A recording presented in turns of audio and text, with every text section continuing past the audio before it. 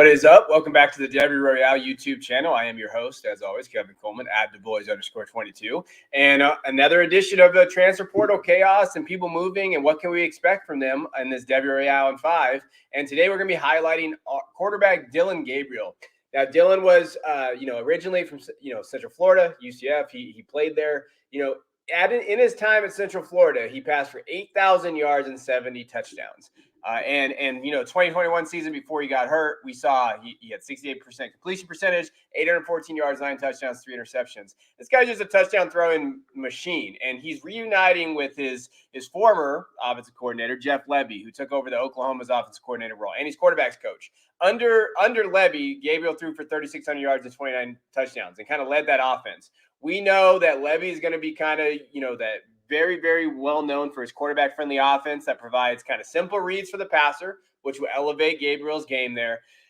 The concepts are painless, so we're not going to have to worry about him transferring in, understand a new system, and he's already played in this system, right? So when we're thinking about kind of what that looks like, it's vertical shots down the field. You're going to have that. He has touch.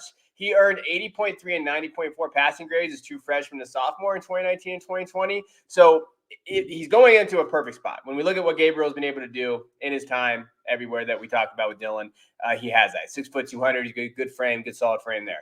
Now, what does he do well as a passer? I think his timing was very good, especially in that offense with Lebby. When you watch his tape from that time, he has good timing. He knows where to go, quick release. He has processing ability. He processes very well, and he knows, hey, this is where I'm going. This is what the defense is giving me. He's got good functional athleticism. I wouldn't call him dual threat, but his ability to kind of separate himself a little bit and get out of the pocket. He's not going to be a big rusher, but he can do some things inside that pocket that helps him kind of get outside, extend plays, do those type of things. I like what Dillon can do and brings there. Now, if we look at his tape from his time there, the biggest thing is you'll notice, and he can do this. He's going to have that vertical passing game where he's going to get it out quick. Marvin Mims, these other guys that are going to stay in Oklahoma, I think that's a good sign in terms of where he's going to be. Jalek Farouk, I think is going to be good. Cody Jackson, Drake Stoops, Theo Reed, Trevon West. You look at guys that they're bringing in, Jaden Gibson, Nicholas Anderson. He's going to elevate those guys. I think that this offense is going to be underrated. Running back-wise, you got Eric Gray still there. Javonte Barnes is coming in. Gavin Sawchuk. All those guys are coming there. Now, as a quarterback, when you're looking at Gabriel, he did great at UCF. And we know that high-flying offense, what he was able to do there. I think his ability to kind of make accurate throws, make quick releases, and make good decisions is going to be key for Oklahoma. He needs to be able to do this, okay? And he needs to be able to get the ball out quick and know where he wants to go with the ball and get it there. So I like this fit for them. I think Oklahoma needed this after losing all those guys to transfer. You saw Caleb Williams leave. You saw all this stuff.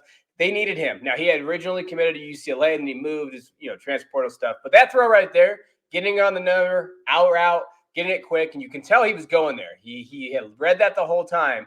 That's the thing that elevates him. And in Lebby's offense, I think that's what we're going to see from him. Now, can he make the deep throws? Kind of. I do think his arm strength can wane at times, especially if you see it there. It's not going to be perfect every time. But again, he doesn't really have to be in this offensive system. So I think that they have a home run pick with Gabriel. I think that especially in this offense with this coach, with everything that we've seen from here, I think that this is going to be a pretty good match made in Oklahoma and Norman. And when you look at what he's going to be able to do to that offense, I think he's going to be fine. Now, will their defense be good enough? I don't know. I think there's some question marks about their head coaching staff now.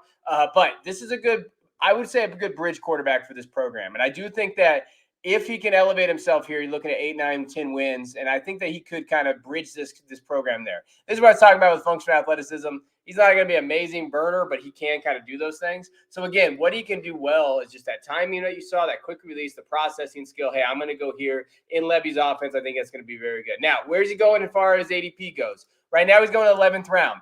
Is that good? I think that's a pretty fair spot for him. You're looking at a zero quarterback run, as my boy Austin, Debbie Dietz would say from Campus of Ken. If you're going to do a zero quarterback run and not take somebody in the first 5, 6 rounds, I think Gabriel's a perfect guy to grab. In the 11th round, he'll be your first quarterback. You're looking to hopefully you have NFL quarterbacks already. You grab Gabriel. He's going to give you the offensive production in the college side. He scores touchdowns, as we talked about. I mean, when you're looking at what he did at UCF, 70 touchdowns, nothing to sneeze at, especially 8,000 yards in the years that he was there.